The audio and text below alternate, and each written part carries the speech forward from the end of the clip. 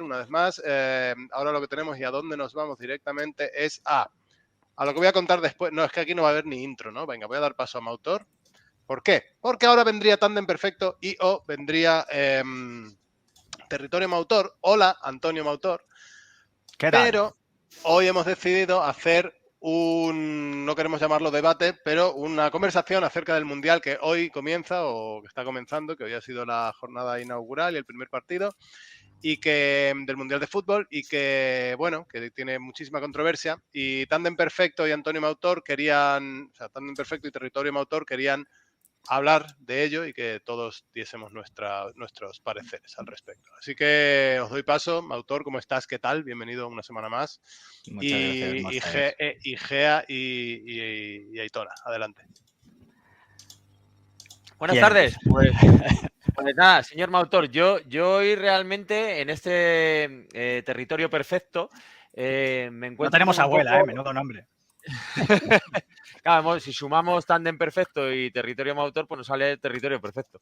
Entonces, yo estoy aquí ante varios expertos en geopolítica, deporte y casi que voy a ser un poco el que dé la palabra, porque, bueno, esta semana el abuelo Xavier ha publicado un artículo para El Salto, interesantísimo, por favor, que invito a todo el mundo a que lea. De hecho, vamos a intentar ponerlo en comentarios, porque es uno de los análisis más pormenorizados, de verdad, y no es Muy porque sea buena, ¿eh? de abuelo Enhorabuena. Xavier, que he leído en estos últimos meses, que han salido bastantes, pero es que hace un recorrido perfecto desde el principio de la adjudicación del Mundial hasta este momento y las consecuencias que ha habido de todo. Así que casi que os voy a dejar a vosotros. Y luego tenemos también al señor Lobo, que es experto en política internacional y también muy aficionado al deporte. Y yo creo que lo que hablen aquí, yo sí que haré mi pequeña aportación, pero bueno, quería que hablara Mautor, el abuelo Xavier, señor Lobo, porque de verdad que son tres auténticos expertos. O sea que, bueno, Antonio, por favor, empieza tú.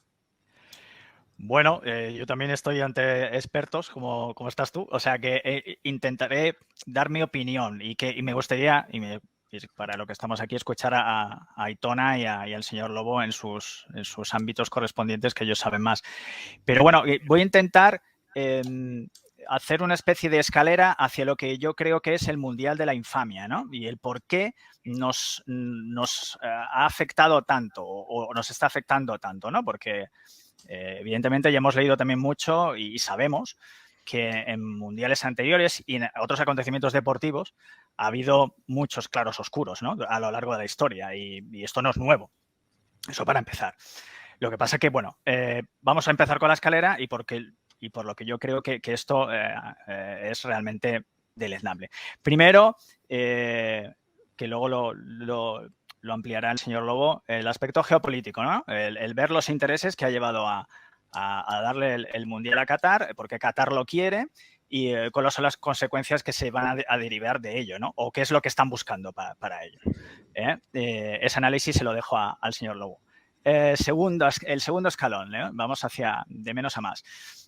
Una corrupción o una sombra de corrupción tan grande y tan bestial que ha sido tan patente que muchas veces sabemos que, y lo sabemos diariamente, ¿no? Todos los casos de corrupción que hay en el mundo, pero es que esto ha sido tan bestial que nos han dicho, bueno, toma, ahí lo tienes y es lo que hay, ¿no? Cuando se lo dieron, nadie se lo esperaba y de dónde salió esta gente y, bueno, todo el mundo nos lo imaginamos.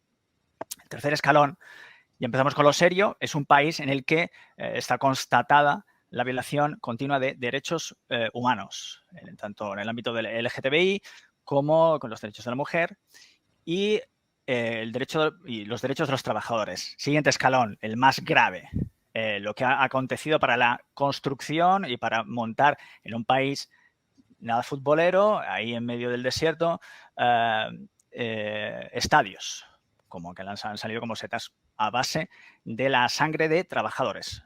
Las cifras, todo el mundo las pone muy redondas, 6.500, para mí me da que eso tan redondo no es, que irá más para arriba. En un sistema basado en el sistema Calafa, que es un sistema que está en los países islámicos, en los que las empresas se convierten en los dueños y señores de mucha mano de obra migrante que llega a esos países y que son los dueños de sus vidas directamente, en los que no se les da ningún derecho y en los que mueren por unas condiciones infrahumanas. ¿Por qué creo que esto nos ha hepatado tanto? Creo que tiene que ver mucho la globalización, ¿no? Es decir, nos muestran ya directamente en el espejo la mayor de las ignominias en nuestro careto, y esto es lo que hay, amigos. Esto es el planeta en el que vivimos, sale el billete detrás, el dinero, que es el que manda, y pasa por encima de todo. Paraliza ligas, paraliza campeonatos, lo monta en pleno otoño-invierno y pasa por encima de las personas. Habrá partidos que se tengan que jugar, que jugarán selecciones en los que habrán muerto 2.000 o 3.000 personas. Las porterías están clavadas sobre esos cadáveres y así nos encontramos con el día a día, en el que ya a nivel planetario es todo tan escandaloso que el Mundial de Qatar quedará como la bandera de lo que estamos viviendo en estas últimas décadas, o como la culminación, a mi entender, de lo propio más tremendo que nos podemos encontrar. Insistiendo en la idea de que no es nuevo estas violaciones de derechos humanos ni estos claros oscuros cuando hay acontecimientos deportivos, pero ya es tal nivel es pornográfico ya directamente, que hace que como sociedad tengamos dos sentimientos, creo que ambivalentes, y con esto termino. Por un lado, el sentirnos indignados ante lo que estamos viendo, y por otro, sentimiento de culpabilidad, ¿no? Bueno, es cierto que directamente no somos culpables de nada, pero estamos metidos en una sociedad en la que continuamente el valor y el Dios supremo se ha convertido el dinero, en el que pasa por encima de todo el mundo, y ahí estamos viéndolas venir, ¿no? Esta es mi opinión sobre este Mundial de la Infamia, que por eso creo que es tan realmente escandaloso lo que hemos vivido y lo que estamos ya viviendo, ¿no? Pues Bueno, muy yo bien, quiero decir una muy cosa. bien escalonado, muy bien expuesto. Igea, y ya damos paso a Aitona. Yo quería decir una cosa, porque yo creo que voy a ser el más breve. O sea, yo simplemente quiero poner de manifiesto la contradicción que supone, ¿no? Porque al final, evidentemente, para nosotros como adultos que ya hemos vivido 10 mundiales, es muy fácil decir, este mundial no me interesa nada en absoluto y lo voy a boicotear simplemente no haciéndole ni caso. Mira, de hecho, además os doy mi palabra que me he enterado que empezaba el mundial hoy cuando lo ha hecho Gallello empezando el programa. O sea, que de verdad es total desinterés hacia este evento, ¿no? Pero es verdad que al final a niños que ahora tienen 8 años, 12 años, o que para ellos va a ser su primer mundial, como fue para nosotros el de México o el de Italia, que lo vives con esa ilusión porque todos los niños en el cole lo hablan, porque estás en un equipito de fútbol y tal. Si nosotros les trasladamos a ellos este gran drama, no sé si están en la edad ahora mismo de concebirlo y entonces es como robarles a esos niños su primera contacto con un evento de estas características, y me da rabia, me da profunda rabia por esa contradicción, ¿no? Yo, por mi parte, no vería ni un solo partido. Ahora, si de pronto tu hijo lo quiere ver y está en un entorno en el que todos los niños lo ven, que es robarles y es por culpa del mal hacer de las instituciones. Y ahí voy en cuanto a lo que es la organización de este mundial. Al final, la FIFA monta este evento en Qatar porque es un gran negocio. Entonces, en Occidente, yo, bueno, pues soy técnico deportivo, pero también soy técnico comercial y he estudiado de sobra que cuando se negocia con grandes empresas de otros países existen las normas ISO, que es para estandarizar procesos de calidad, procesos de administración, procesos de prevención de riesgos laborales, y es muy raro que mi empresa pueda trabajar con una gran empresa, con una gran constructora, y no te pidan, oye, demuéstrame que tú tienes las normas ISO, que las cumples, ¿no? O sea que entonces, tú organizas un gran mundial de estas características y se la adjudicas a un país que, como negocio, no te puede acreditar ni lo más remotamente los estándares de prevención de riesgos laborales y tal que se van a llevar a cabo allí. Por lo tanto, ya partimos de una profunda irresponsabilidad, que es como dice Prohibido Rendirse, que esto es el marketing y sus entresijos. Vale, si dijéramos que esto es simplemente un negocio, ya es un negocio mal concebido desde un principio, porque, o sea, inmoralmente concebido desde un principio, porque hasta en los negocios se debe tener una cierta ética, y esto, como evento deportivo, se ha convertido en en una pantomima, pero es que, porque en Qatar no hay ni la más mínima cultura futbolística, o sea, hay muchos países asiáticos a los que se les podría haber concedido un mundial y que sí que tienen esa cultura futbolística, pero es que se ha concedido puramente por el negocio, pero como negocio, es un negocio también pésimo, y ya está, es lo único que quiero decir. Al hilo de esto, señor Igea, sí que hay que decir una cosa, que hay una diferencia con esas homologaciones ISO y tal, y un mundial de fútbol. Y es que quien concede el mundial de fútbol es la FIFA, que es una entidad internacional e independiente. Con eso quiere decir que no está sometida a ninguna regulación. Tiene su jurisdicción. Ellos mismos, desde su nacimiento, han buscado funcionar así.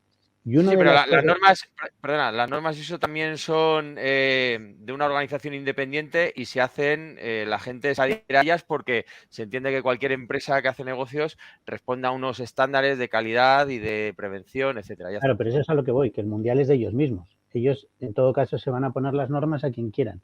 Con eso quiero decir, la FIFA siempre ha pretendido ser muy independiente.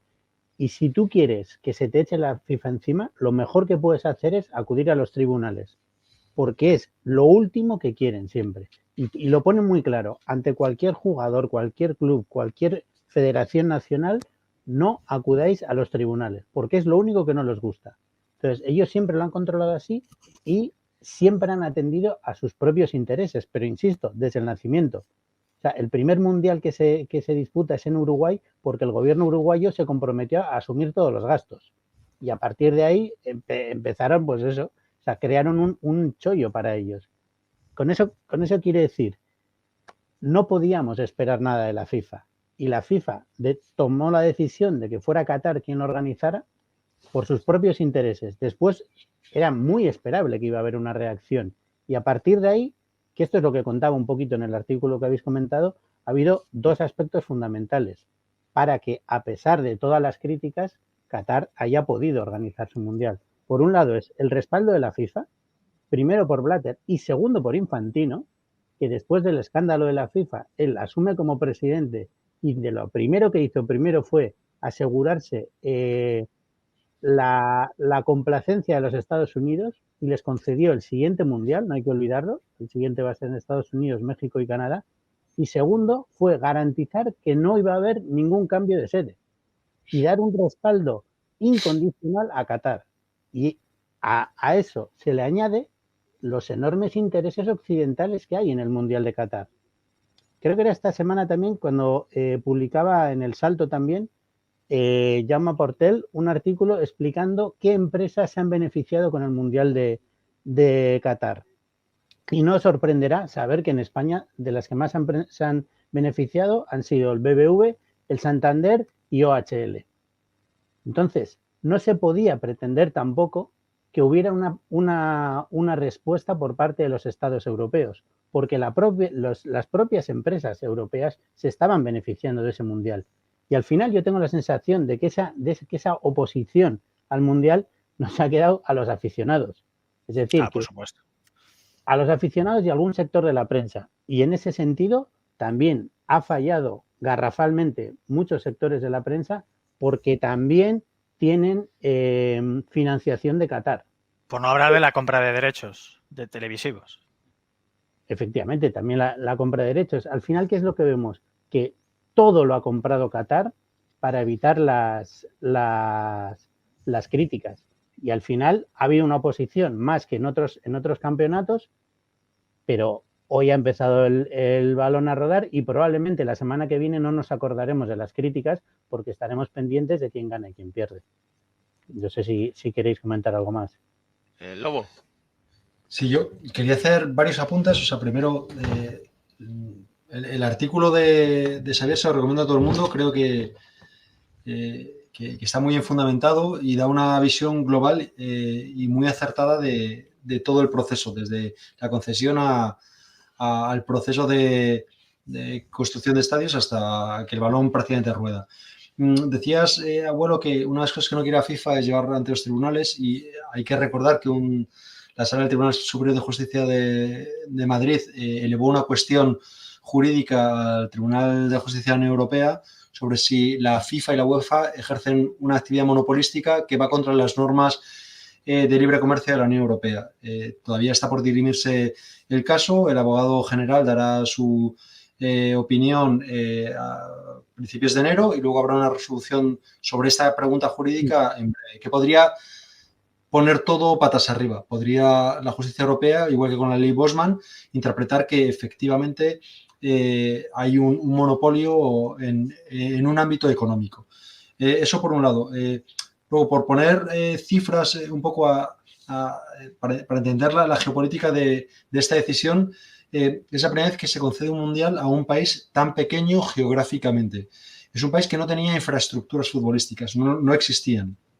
Tiene un Producto Interior Bruto, Qatar, no sé si está en tu artículo, Xavier, o dónde lo he visto, de unos 200.000 millones de dólares anuales. Les ha costado la construcción de estos estadios más del Producto Interior Bruto de un año, 220.000 millones de euros.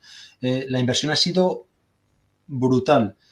¿Y a qué se debe? Hay dos elementos que hay que tener en cuenta. Primero, parte de que está relacionado con la energía. Qatar es el segundo productor del mundo después de Australia, pero muy cerquita, de gas natural licuado. Esto se une muy bien con la crisis energética que estamos viviendo en Europa. La mayor parte del gas que recibíamos a través de los gasoductos de Rusia era gas no licuado, era de acceso inmediato, no había que regasificarlo. Pero con la crisis de Rusia, ahora nuestros principales suministradores son Estados Unidos y Qatar. Una de las cosas que criticamos a Rusia era su récord de derechos humanos, de no respeto de derechos humanos, y ahora mismo estamos negociando con dos países como Estados Unidos, que no es firmante ni siquiera el Tratado Penal de la Corte Penal Internacional, o Qatar, que tiene un récord de respeto de derechos humanos abominable. Pero ¿qué ocurre? Que necesitamos en este momento las energías renovables no son suficientes para mantener nuestra industria y nuestra maquinaria industrial, y los necesitamos. Y nos da absolutamente igual cualquier cosa. Y todas las industrias que menciona Xavier, que se mencionan en este artículo del Salto, tienen esa relación energética. Y esto se une con una crisis energética de que ya se ha pasado o se está muy cerca, ya se ha llegado al pico del petróleo y está muy cerca de llegarse al pico del gas. Y Qatar es consciente de que o diversifican su economía o no van a tener un futuro en el mundo, un futuro competitivo. Entonces, utilizan el fútbol también para utilizarlo como pantalla al mundo de que Qatar está diversificando su economía y es capaz de organizar grandes eventos deportivos, y están haciendo, es parte de un plan que es aquí a 5 años y en el que estamos jugando como cómplices. Al final es una teocracia fascista, que yo entiendo los argumentos que a veces ha utilizado el abuelo Xavier, que Estados Unidos no tiene un récord de respeto a derechos humanos muy diferente al de Qatar, con lo cual estoy de acuerdo, o Rusia, pero con todos sus defectos tienen democracias más consolidadas donde hay una sociedad civil que brilla por su ausencia en Qatar. Y eso a mí me pone ante una diatriba que hace que me resulta muy incómodo ver este mundial. Es verdad que en la camiseta del Real Madrid, el equipo que yo defiendo, pone Fly Emirates. Pero esa es una contradicción que yo casi no puedo evitar. Pero la contradicción de ver o no el mundial sí que la puedo evitar. Y por eso la gran diferencia que tenemos entre nosotros es si boicotear o no el mundial, si verlo o no. Yo no me siento cómodo viéndolo. Ya me siento bastante incómodo con el Real Madrid, y esto sí que puedo evitarlo y no quiero verlo por todo lo que habéis comentado y un poco las pinceladas que he dado. Yo sí quería comentar otra cosa. A base de dinero lo que ha conseguido Qatar es organizar el mundial. Otra cosa es si le va a beneficiar tanto como espera. Antes decía que una vez que el balón echa a correr, nos vamos a olvidar de las críticas y vamos a estar preocupados por el deporte. Pero también es verdad que el mundial más crítico, además de este, probablemente ha sido el de Argentina 78. Y Argentina 78, a largo plazo, a la dictadura no le hizo bien. Precisamente porque abrió las puertas al mundo, que es lo que más puede temer una dictadura. Y no sé si recordáis unas imágenes de, por cierto, ya ha muerto Eve de Bonafini, de las Madres de Mayo, precisamente, en la que una de ellas grita: sois nuestra última esperanza, ayudadnos. Esas imágenes son grabadas durante el Mundial, porque la televisión holandesa se acercó a la Plaza de Mayo y se pudo acercar precisamente porque había un mundial. Entonces, a largo plazo, el mundial fue, por decirlo así, una contrapropaganda para la dictadura, incluso teniendo en cuenta que la ganaron. Y dentro del país les ayudó mucho, porque generaron mucho apoyo y mucha tranquilidad social durante mucho tiempo. Pero como propaganda a nivel internacional no les vino bien. Y yo espero que a Qatar le pase lo mismo. Y me quedo con una cosa que le he escuchado hoy a Lineker, que al hilo de una petición de la FIFA de que todos dejaran de hablar de política y se centraran en el deporte, y decía Lineker, nos ha pedido la FIFA eso, y de acuerdo, nos vamos a centrar en el deporte, pero solo durante 90 minutos al día. Bueno. Oye, yo quiero pedir perdón porque he llamado de tú a Antonio Mautor cuando en este espacio nos llamamos de usted, así que señor Mautor, si quiere poner la leyenda. No sabía yo este matiz. Es una chorrada que hacemos. Poco más que añadir de lo que han dicho ya el señor Lobo y Aitona, ¿no? La sensación de que te quedas, pues aparte de las contradicciones y el dolor que nos supone a los que somos muy futboleros, todas estas cosas también, ¿no? Pues es que sentir que estás pues como otro capítulo más dentro de la sociedad de convidado de piedra y asistiendo a un espectáculo realmente delendable. Y bueno, no sé si a Qatar en un futuro le irá bien, pero yo creo que a nuestra sociedad no le viene bien estas cosas. Entonces no sé en el futuro quién más va a perder.